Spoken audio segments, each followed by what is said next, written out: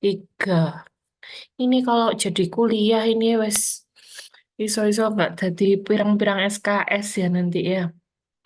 Kita tapi nanti misalkan sebetulnya kan saya itu melengkapi perkuliahannya Pak Anies gitu. Jadi paroan sama Pak Anies SKS-nya.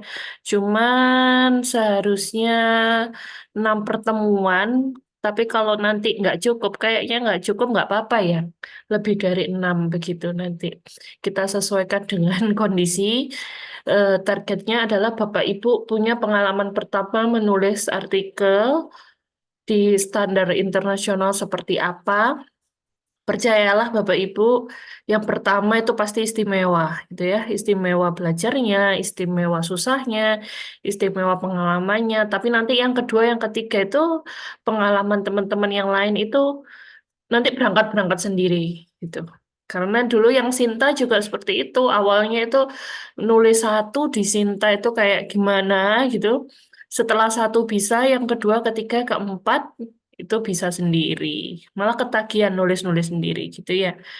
Oke, baik Bapak Ibu, kesempatan kali ini beberapa di antara Bapak Ibu udah memberikan soal yang sudah bisa ditindaklanjuti. Kemudian langkah berikutnya apa? Begitu. Langkah berikutnya ini diapakan? Yang pertama itu adalah membuat apa namanya indikator-indikatornya. Nah, saya contohkan, mohon izin miliknya Mbak Rahma misalnya. Sebentar. Progres satu Rahma Maliana. Berarti nanti akan ada progres yang lain ya. Semoga. Ini yang dikumpulkan Mbak Rahma, misalnya judul kasar. Nanti ada judul alus. Kayak pentol kasar, pentol alus. Aduh, ya Allah. Kalau malam itu omongannya kemana-mana ini. Oke, kan ini soalnya ya Bapak Ibu, kita langsung aja ini soalnya sudah. Kemudian sebelum soal ini diberikan pada siswa gitu, kita harus punya yang namanya indikator. Nah, indikatornya dibuat semacam ini. Namun, indikatornya itu harus spesifik merujuk ke masalah yang kita bahas. Misalnya, indikator kegagalan metakognitif, blindness, peserta didik gagal menyadari adanya kesalahan. Dalam kurung hal ini dilakukan dengan mengabaikan kesalahan dan menggunakan strategi yang tidak tepat. Ini blindness yang disampaikan oleh Mbak Rahma, ini bisa dipakai oleh orang lain nggak? Yang soalnya bukan itu tadi. Bisa kan ya? Oleh karena itu, kalau ini bisa dipakai oleh orang lain, maka indikator ini nggak spesifik, nggak bisa dipakai. Jadi kalau bikin indikator harus dibuat sespesifik mungkin. Misalnya blindness, peserta didik eh, tidak menyadari bahwa dia mengalami kesalahan atau dia mengalami kesulitan dalam menjumlahkan bilangan yang sebaris, misalnya seperti itu. Jadi langsung spesifik kesulitannya apa, seperti itu. Tergantung soalnya yang dipakai apa. Itu yang pertama. Indikator metakognitif itu harus dibuat spesifik, sesuaikan dengan soalnya. Tapi indikator ini nanti nggak mengikat ya. Seandainya nanti waktu ke lapangan, begitu kita menemukan seorang siswa mengalami hal lain yang tidak tercermin di indikator, indikator ini nanti nggak masalah, itu nggak masalah. Nanti akan bisa jadi temuan. Jadi indikator ini diturunkan dari mana? Indikator ini kita tidak boleh ngarang sendiri. Indikatornya harus kalau bahasanya Pak Faruk kemarin itu berdasarkan sanad keilmuan yang jelas. Berarti kalau Bapak Ibu bikin indikator metakognitif yang dibuka apa berarti? Acuannya yang perlu Bapak Ibu buka, Bapak Ibu dalami yang mana? Dari beberapa file yang pernah saya kirim. Yang ghost kemarin. Yang GOS, betul, yang 2002. itunya sudah satu artikel itu aja, artikel Babon itu GOS 2002, tapi yang di GOS itu dia kegagalan metakognitifnya dalam kelompok ya. Siswanya mengerjakan secara kelompok. Nah, itu dipahami betul-betul, kemudian Bapak Ibu adaptasi ke konteks pemecahan masalah yang dilakukan secara individu, tidak dalam kelompok. GOS-nya dibaca dulu, dipahami dulu. Sehingga nanti kata-katanya yang ada di sini merujuk pada GOS, kemudian diberikan penguatan-penguatan spesifikasi sesuai dengan soalnya masing-masing. Gitu caranya bikinnya. Kemudian setelah indikator metakognitifnya dibikin, Bapak Ibu, kemarin sempat saya sampaikan kalau kegagalan itu ada tiga ini, mirage, vandalism, blindness. Adanya kegagalan ini macamnya ya. Adanya kegagalan metakognitif ditandai dengan adanya apa kemarin? Ada red flag, Bu. Ada red flag. Oke. Red flagnya ada berapa macam? Ada tiga. Ada tiga. Lack of progress, error detection, satunya apa? Anomalous result. Nah, dari ketiganya itu, Bapak Ibu, standar untuk artikel yang diseminarkan, ya, standar untuk artikel yang diseminarkan itu nggak panjang, nggak banyak. Hanya 6 sampai 8 halaman maksimal. Sehingga di antara mirage, vandalism, blindness ini jangan semuanya dipakai. Pilih salah satu aja yang sekiranya Bapak Ibu paling pahami, paling kuasai. Mau ambil mirage-nya saja boleh, vandalismnya saja boleh, blindness-nya saja boleh. Terus aktivitas metakognitifnya juga nggak ada. Ini nggak perlu. Nanti ini beda beda apa ya? Beda variabel. Jadi yang dikerjakan Mbak Rahma ini buahnya. Ini nanti kalau jadi artikel dan didalami semuanya, ini nggak cukup 100 halaman. Gitu karena variabelnya banyak ada eh, planning, monitoring, evaluation, mirage, vandalism, blindness. Di beberapa tulisan internasional itu, Bapak Ibu, variabelnya pasti nggak banyak. Makanya bikin soal juga nggak banyak-banyak satu. Subjek juga nggak banyak, gitu ya. Karena di penelitian kualitatif, eh, kualitas dari suatu penelitian tidak ditentukan oleh banyaknya variabel, tapi ditentukan oleh kedalaman dari pembahasannya. Misal ngambil vandalisme tok, vandalisme saja, tapi itu dibahas mendalam sekali sehingga Bapak Ibu bisa nanti menemukan pola. Oh, ternyata ada beberapa macam jenis vandalisme, ya. Ada beberapa jenis vandalisme. Nah, itu akan menjadi temuan yang sangat menarik. Jadi, penelitiannya tidak sekedar mendeskripsikan saja. Tahu saya kalau kamu ini. Begitu. Yang tak lihat di gambar Oke. layarnya itu. Kemudian Ya, lihat monggo Bapak hmm, untuk gabung dulu. seperti itu. Kalau misalnya Bu Farah, beberapa contoh artikel yang punyanya Bu Farah itu nggak kemana-mana, masih di blindness, blindness saja. Dan itu yang diteliti mulai tahun 2018 sampai sekarang yang saya pernah bilang, saya masih di blindness aja dan belum selesai gitu ya. Karena kadang kan ada peneliti itu ada jenuhnya gitu, kayak tahun 2024 ini nyaris saya belum meneliti apa-apa karena ya lagi gak mood aja gitu. Jadi ya masih belum ada progres apa-apa. Nah, di blindness yang sempat saya teliti itu saya menemukan blindness yang jenis baru. Di sana saya beri nama dia miopia itu. Ada kan, ada beberapa artikel yang judulnya miopia. Nah, itu adalah bentuk khusus dari blindness. Nah, harapannya seperti itu nanti. Jadi, ada hal baru yang ditemukan, yang belum apa namanya, yang belum dibahas. Sehingga kita fokuskan pembahasan nanti di kegagalan metakognitif sesuai kesepakatan. Nah, kegagalan metakognitif jadi proses metakognitifnya ini enggak di luar semesta pembicaraan kita. Tidak perlu ke sana. Kemudian kegagalan metakognitif itu nanti silakan pilih mirage, vandalism atau blindness, pilih salah satu. Nah, vandalism ini nanti dipecah lagi. L red flag-nya yang jenis LP yang menghasilkan vandalism, red flag-nya itu seperti apa indikatornya? Kemudian error detection-nya seperti apa indikatornya yang menghasilkan vandalism, seperti itu. Sehingga menghasilkan indikator-indikator yang spesifik kalau perlu di breakdown di tiap tahap pemecahan masalah. Boleh pakai polya, boleh pakai yang 6 kemarin, itu boleh. Sesuai yang ada di GOS, kalau GOS itu 6, kalau polya ada 4.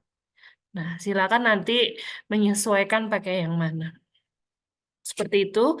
Nah, kalau sudah baru nanti dibuat eh, dibuat draft artikelnya seperti ini. Nanti akan menghasilkan hasil penelitiannya dikosongin seperti ini dulu memang. Kemudian di bagian metodenya itu Bapak Ibu sudah keisi. Paling enggak kalau sesuai arahan maka itu sudah dapat sekitar 3 halaman sendiri.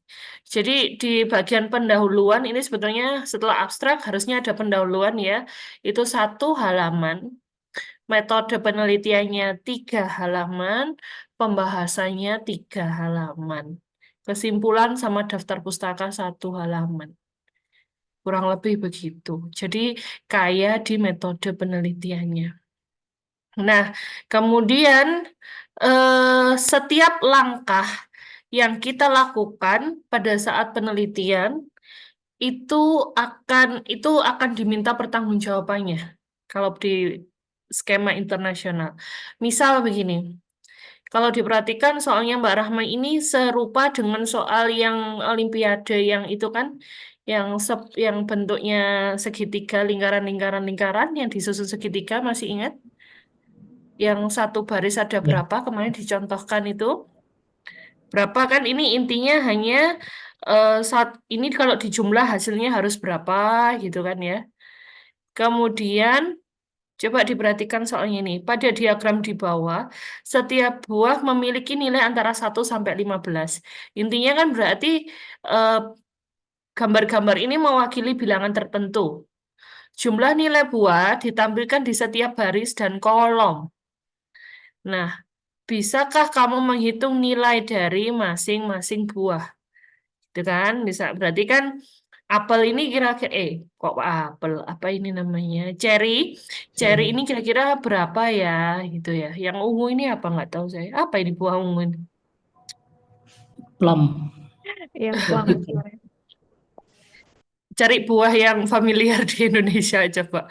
Apel itu biasanya merah, Rek. Sembarang wis lah. Nah, eh fokusnya ini sebetulnya adalah menentukan jumlah bilangan yang kalau nanti dijumlahkan menghasilkan ini, atau ini, gitu kan ya. Tapi itu diganti dengan buah. Alasannya apa? Gitu ya, alasannya apa? Alasannya harus cukup kuat, yang berarti alasan cukup kuat itu adalah alasan itu ada sumber ilmiah pendahuluannya. Misalnya, ini kelas 7 misalnya, soal ini diberikan untuk kelas 7, maka nanti Mbak Rahma harus bisa menemukan artikel di jurnal internasional yang menyatakan bagaimana karakteristik siswa kelas 7. Misalnya kalau siswa kelas 7 peralihan dari sekolah elementary school ke junior high school sehingga mereka butuh apa ya semacam supaya mereka lebih semangat, meningkatkan motivasi belajar dan lain-lain, maka mereka diberikan soal dalam bentuk gambar-gambar. Oleh karena itu, instrumen ini untuk mengakomodasi kebutuhan itu, maka instrumen dalam penelitian ini dibuat dan didesain seperti ini. Ada kata-kata seperti itu. Jadi soal itu harus ada kisahnya. Kenapa soal itu yang Anda pilih? Gitu ya. Itu yang kemarin belum saya sampaikan, sehingga pastikan Bapak Ibu dalam memilih soal tidak sekedar memilih, tapi nanti logikanya saya memilih ini, ditanya ini kenapa ya, gitu. Sama nanti subjek penelitian, kenapa dua orang itu yang dipilih? Harus bisa menjelaskan secara ilmiah, kenapa sebabnya. Sehingga Anda bisa bayangkan step by step dalam penelitian kualitatif dan kuantitatif di tingkat internasional itu harus berdasarkan rujukan ilmiah. Sehingga rujukannya pasti akan kaya sekali, tidak hanya 5, 10, berapa nanti rujukannya minimal untuk artikel yang 8 halaman maksimal itu berapa kira-kira rujukannya? 15 mungkin. 15. Anda siapkan rujukan 30 30 artikel di jurnal internasional di 5 tahun terakhir. Gitu ya. Itu yang 30 itu yang 5 tahun terakhir, sisanya yang 10 bisa di luar 5 tahun terakhir. Begitu. Kalau Dan kemarin kenapa? kalau kemarin yang katanya Pak Masud itu kan kalau S2 10 minimal. Oh iya, itu aturannya dari Unisma. Iya. Betul, itu aturannya dari Unisma. Cuman kalau kita mau bersaing waktu conference supaya si artikel ini bisa publish di proceeding yang internasional, maka itu rujukannya pasti banyak, gitu ya. Semakin banyak rujukan, semakin bagus. Kemudian coba mulai, Bapak Ibu, itu untuk terkait instrumen soalnya, mulai untuk menulis, gitu ya. Menulis itu dari, sebentar ini saya stop dulu. Yang ketiga sekarang. Jadi yang pertama tadi, pilih soal ya, sorry, buatlah indikator yang spesifik itu yang pertama tadi. Yang kedua, variabelnya jangan banyak-banyak, sudah batasi satu aja, tapi nanti kita bahas mendalam. Mau ngambil di blindness-nya, mau ngambil di mirage-nya, atau mau ngambil di bagian mana, silakan. Asal indikatornya spesifik, dibuat sespesifik mungkin. Yang ketiga, pikirkan dalam apa namanya rasionalitasnya dalam memilih soal itu. Kenapa, gitu ya? Nah, itu harus didukung dengan rujukan ilmiah. Tuh. Walaupun nanti ke depannya eh, keilmuan kita itu kan ilmu sosial ya. Sebetulnya soal apapun nanti yang Bapak Ibu pilih, yang Anda pilih nantinya kalau dibuat rasionalitasnya seperti apa, ya bisa ketemu aja. Itu pinter-pinternya kita merangkai kata-kata. Gitu aja. Tapi di awal saya sampaikan bahwa setiap langkah yang Anda lakukan dalam penelitian kualitatif ini harus bisa dipertanggungjawabkan keilmiahannya. Jangan sampai nanti, oh saya memilih subjek si A karena apa? Karena dia saudara saya. Itu nggak mungkin informasi itu diberikan. Walaupun kenyataannya seperti itu, nggak masalah kalau nyatanya seperti itu. Tapi nanti dalam pelaporannya di artikel tidak disampaikan demikian. Tapi ada ada beberapa kriteria yang diberlakukan secara ilmiah. Kemudian yang keempat, sebentar, saya buka dulu filenya.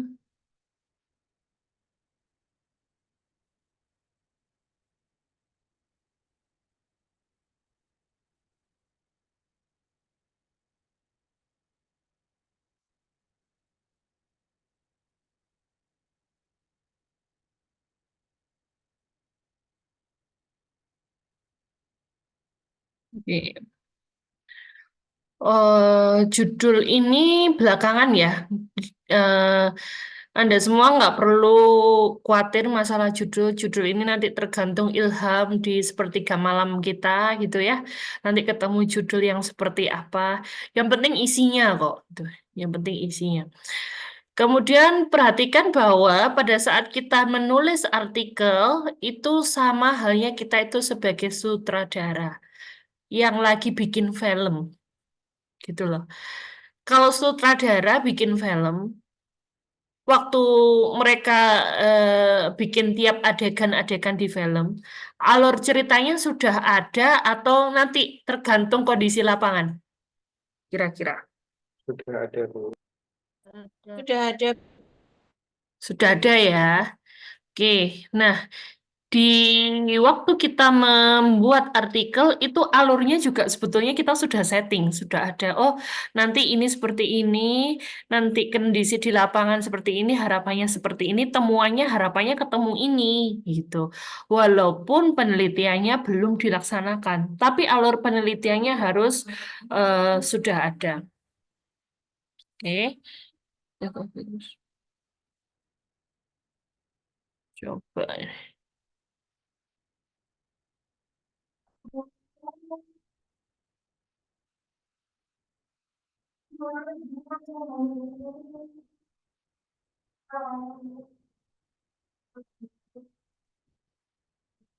Iya, rujukannya ya. Rujukannya ada 36. Ini.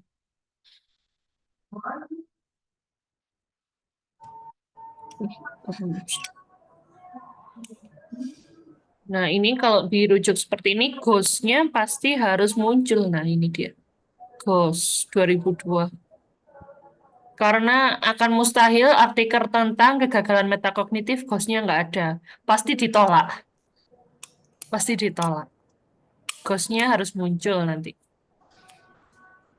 Terus lebih bagus lagi kalau Anda punya artikel tentang ini sebelumnya gitu. Misalnya dalam hal ini saya sudah bisa mengutip artikel saya sebelumnya juga. Di sini ada. Tapi kalau belum ya nggak apa-apa, dicoba aja. Oke. Kemudian ini tadi yang saya bilang kita amati dari awal ya. Ini kan nggak banyak Bapak Ibu artikelnya. Hanya 6 atau 7 halaman. Oke. Seminar ini saya seminar pada tahun 2019. Sorry, 2021, 2021 dan baru terbit 10 Januari 2023. Seminarnya 2021. Gitu ya. Bisa diambil 4 tahun. Ya, semoga nanti dapat yang ini dapat di UP. Tapi ada kok yang 1 tahun gitu ada. 1 tahun langsung jadi ada gitu. Itu tergantung panitianya kalau itu.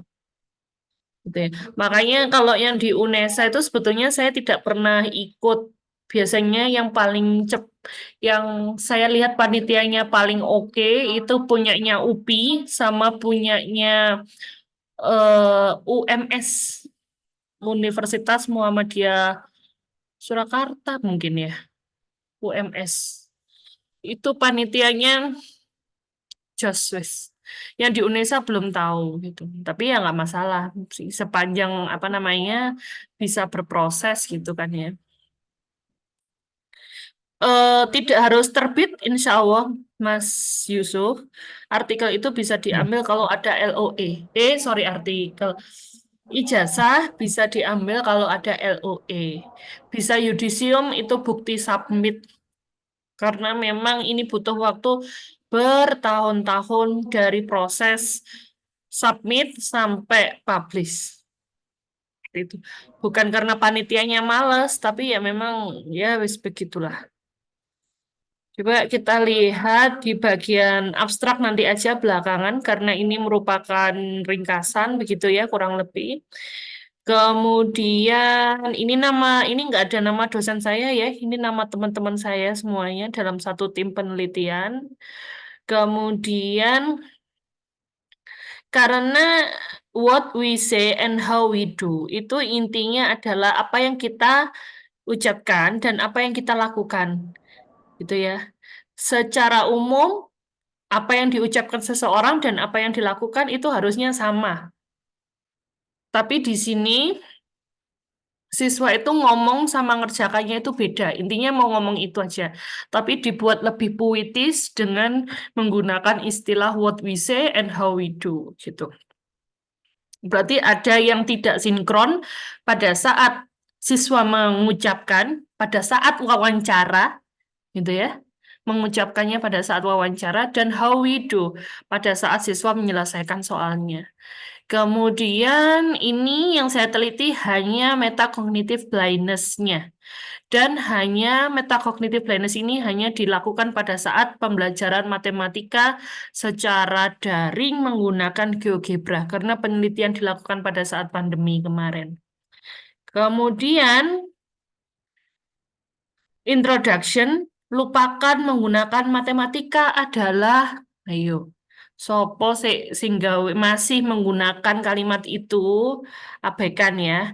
Jadi langsung spesifik. Sekarang itu kondisinya seperti apa, gitu ya. Kalau pada saat itu ada COVID, ya COVID-19, pandemik, dan seterusnya. Tapi di sini jangan memberikan informasi terkait kurikulum ya. Kurikulum Merdeka, dan lain-lain. Di mana itu di dunia internasional itu ya nggak mengenal kurikulum Merdeka atau apa. Ya taunya ya National Curriculum in Indonesia, cuma gitu. Sehingga kalau nanti membuat artikel yang dikaitkan dengan kurikulum, ya mereka nggak akan ada apa sih gitu. Ya udah kurikulum nasional gitu, karena itu bukan isu di internasional.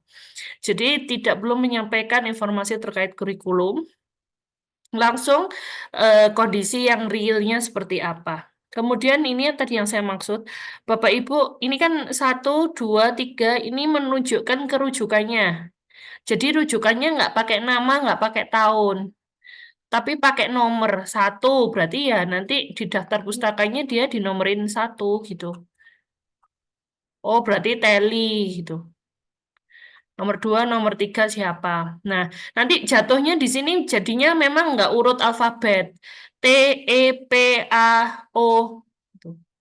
Dan itu nggak masalah. Memang dia stylenya seperti itu. Nah, biasakan untuk satu kalimat itu sumber kutipannya beberapa artikel. Jadi seperti contohnya ini.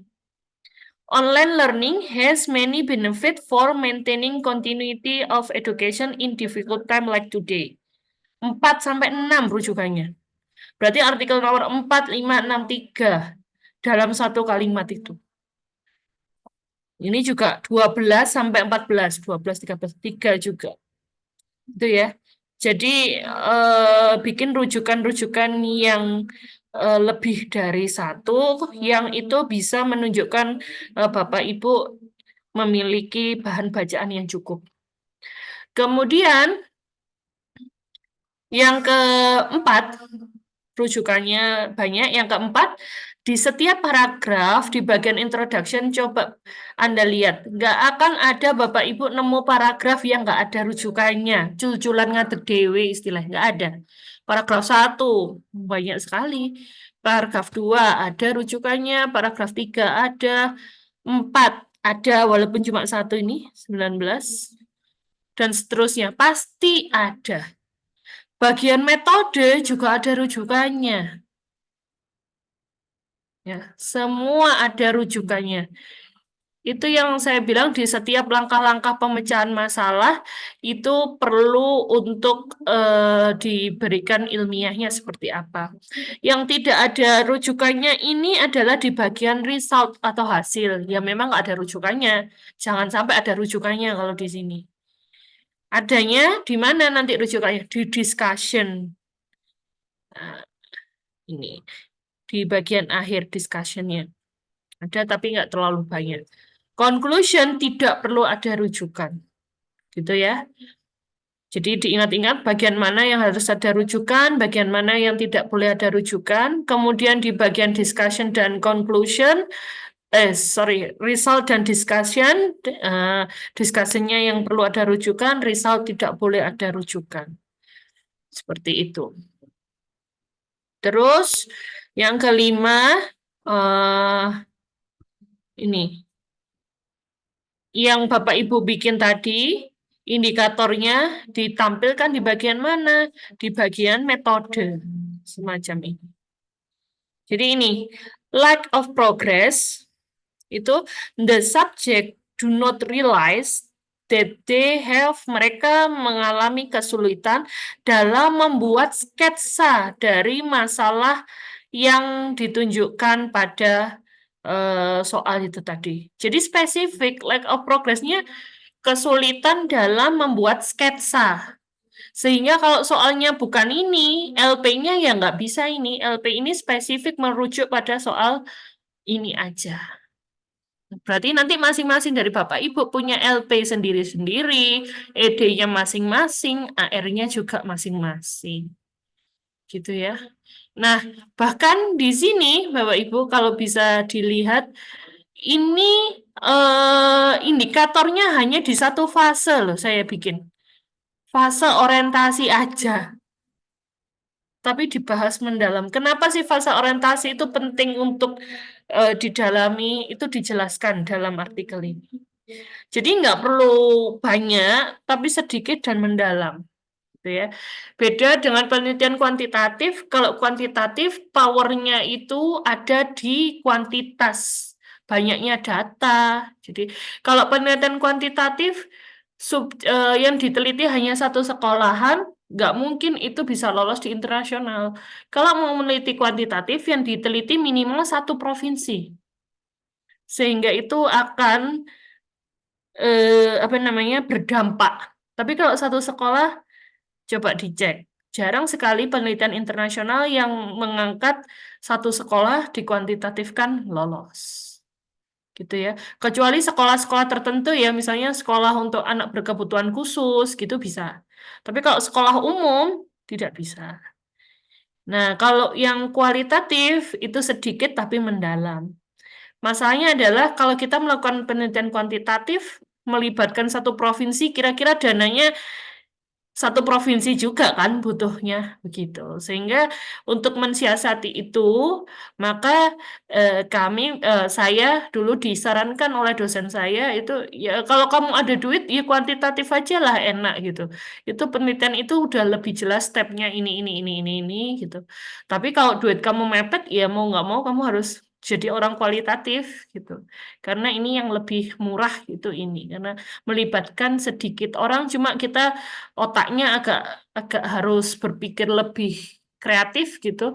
Nanti skenarionya ini temuannya berupa apa ya? Seperti semacam itu. Nah, kemudian ya betul sama.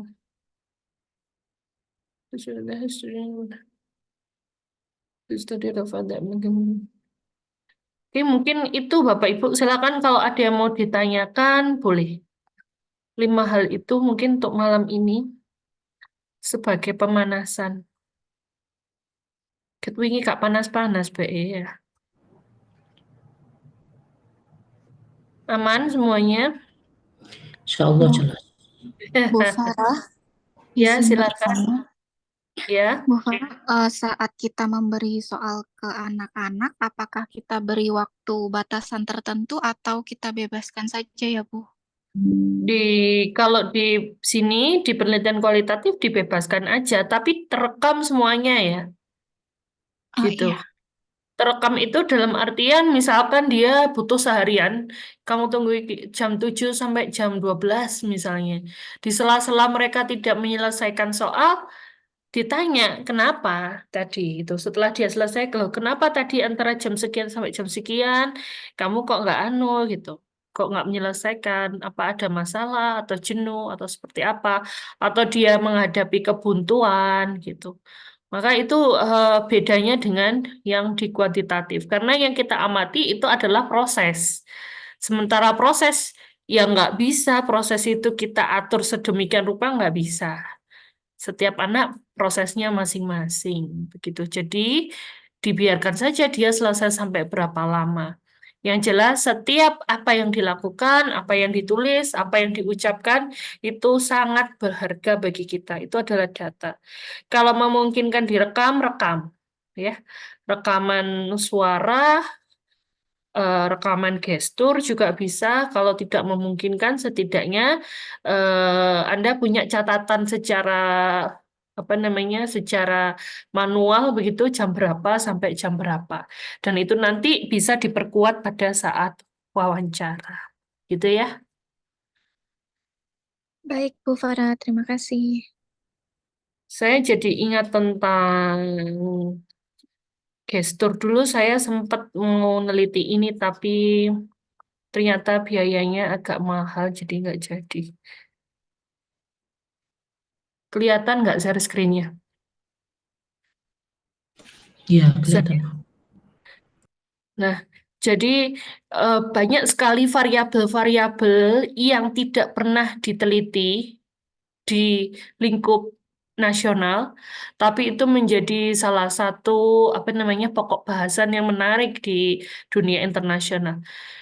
Gestur during math instruction, jadi gestur selama pembelajaran matematika, dan itu dikaitkan dengan kemampuan visual spasial dan kapasitas working memory dari gurunya.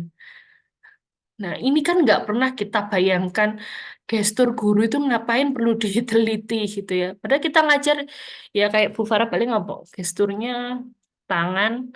Yang pernah ikut kuliah saya di kelas pasti tahu tangan saya kemana-mana kalau ngajar. Nah, ada juga dosen yang tangannya anteng banget nggak kemana-mana dan seterusnya. Nah, itu ternyata ada maknanya gitu. Kita bisa melihat bagaimana proses berpikir seseorang dilihat dari gesturnya pada saat menjelaskan. Pernah nggak dibahas? Nggak pernah kita gitu. Jadi yang dibahas itu mulai kayak di kurikulum, eksperimen, kasih metode baru, padahal sebetulnya tidak terlalu banyak perubahan dengan metode sebelumnya. Kemudian metode baru juga tidak bisa implementatif di lapangan karena membutuhkan waktu yang lama.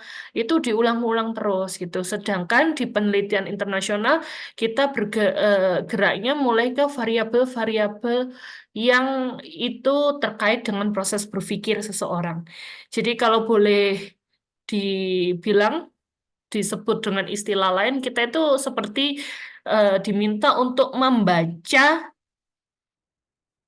pikiran orang, pikiran siswa tentunya.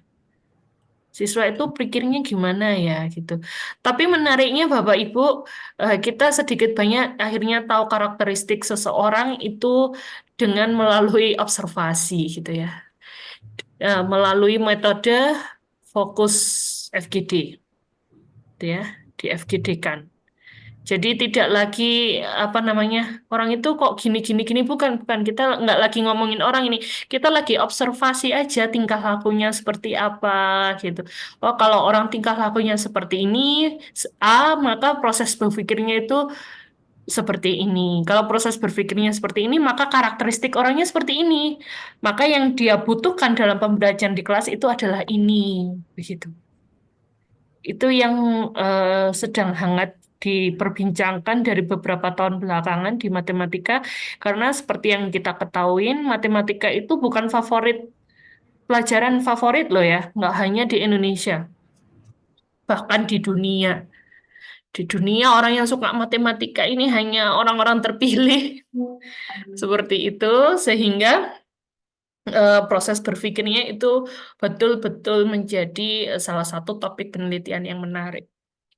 Bapak Ibu sudah bisa caranya mengakses artikel-artikel yang internasional, sudah bisa ya carinya ya. Cintanya Sudah tidak, kemarin Bu, dari oke, bisa lihat di Scopus atau di skimago.com, dan mohon dengan sangat semua artikel Sinta sekarang ditutup dulu biar otaknya semacam penyesuaian gitu ya. Nanti kalau kebanyakan baca Sinta, nanti waktu bikin skenario yang jadi ya skenarionya Sinta gitu. Jadi Sintanya ditutup bukan karena apa-apa, itu betul-betul sangat berpengaruh kita pada saat bikin skenario nanti. Mulai baca-baca yang semacam ini gitu, walaupun tidak terkait langsung dengan kegagalan metakognitif, tentang kebutaan metakognitif nggak apa-apa, nggak masalah. Paling tidak harus yang terkait matematika yang jelas gitu ya, supaya nanti Bapak Ibu bisa membuat skenario yang memang lebih mirip-mirip ke penelitian internasional. Kurang lebih seperti itu. Ada lagi yang lain? Sebelum saya tutup. Miss, Kok wajahnya tadi tambah nggak enak gini sih? Tadi pertemuan pertama masih cerah, semakin ke sini semakin mengingat oleh kuliah. Mbowes Bu. Tapi bisa dipahami kan ya, yang saya ceritakan ini tadi. Enggak. Bisa lah, kan saya ngomong bahasa Indonesia, masuk gak paham omonganku. Yang paham lah. Paham Bu, tapi mengeksekusinya nanti belum tentu. Ya, Bu. Lah, Iqbal wis geleng-geleng makane tabal ojo nek jero omah nek jobo kono lho golek anu apa view yang mendukung kamu untuk proses belajarnya bisa maksimal gitu. Kalau Itu di ya. Zoom paham, Bu. Kenapa? Kalau keluar Zoom udah keluar juga ilmunya, Bu. Ya, biasanya kalau eksekusinya itu nanti pasti untuk awal-awal akan ada apa namanya, kok gak ketemu-ketemu gitu ya. Tapi nanti begitu Bapak Ibu tahu polanya, sebetulnya nanti ya kayak orang nyetir gitu loh. Kita nyetir itu misalnya bawa bawa motor itu apa kita mikir ini yang mau naik kaki kanan dulu apa kaki di kiri dulu kan enggak toh ya langsung naik aja di motor langsung gas weng gitu kan. Tapi kalau pertama kali nyetir ya sebentar-sebentar ini tangannya dulu yang megang motor apa kakinya yang naik dulu apa yang mana kan gitu. Ini digas dulu apa direm dulu apa bareng atau gimana. Tapi kalau udah sering ya gas rem aja bisa gitu nggak perlu mikir gitu ya. Bahkan nyetir sambil telepon itu kan sering kita. Sambil kalau misalnya bawa motor, saya paling sering tuh telepon, HP-nya tak selipin di helm gitu, ambil nyetir, ambil ngobrol nanti sampai lupa. Ini jemput anak yang nomor 1, tapi jemputnya keliru ke sekolahnya anak yang nomor 2 gitu. Loh, aduh, mbok jangan ngobrol lah ya sampai salah sekolahan. Gitu. Karena saking ahli nyetir gitu, jadi nggak pakai mikir langsung belok kanan, langsung belok kiri gitu. Sama nulis juga seperti itu. untung anak saya satu. Ya nanti kalau anaknya lebih dari 1 itu sering terjadi. Dan biasa-biasa anak saya yang kedua ya saya antar ke sekolahnya anak saya yang pertama. Loh kamu nggak turun gitu? Oh, mama sekolahnya nggak di sini. Loh iya beda ya sekolahnya. Nah itu biasa. Udah ya. Oke Bapak Ibu. Satu, Semoga. maaf, Kenapa? bukan tentang artikel tapi ini biasanya proceeding itu presentasi in English or bahasa.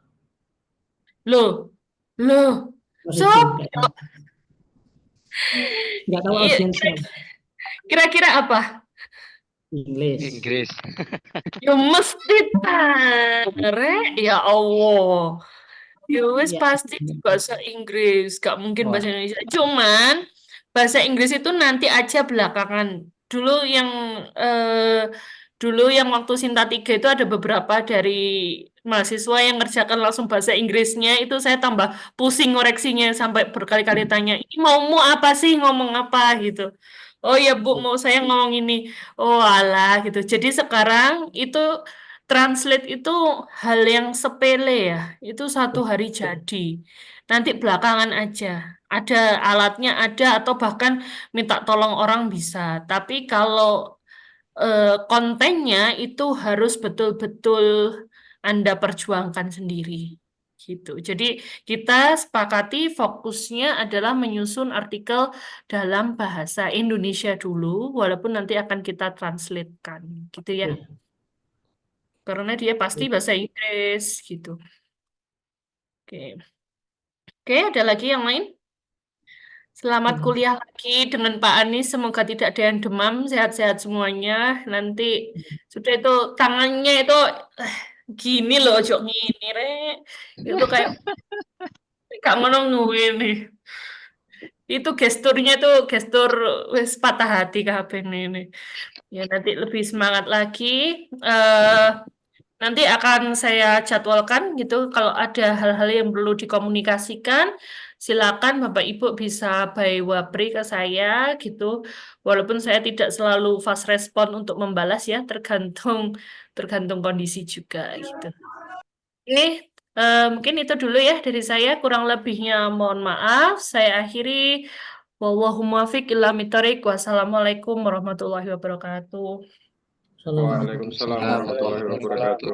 Terima kasih.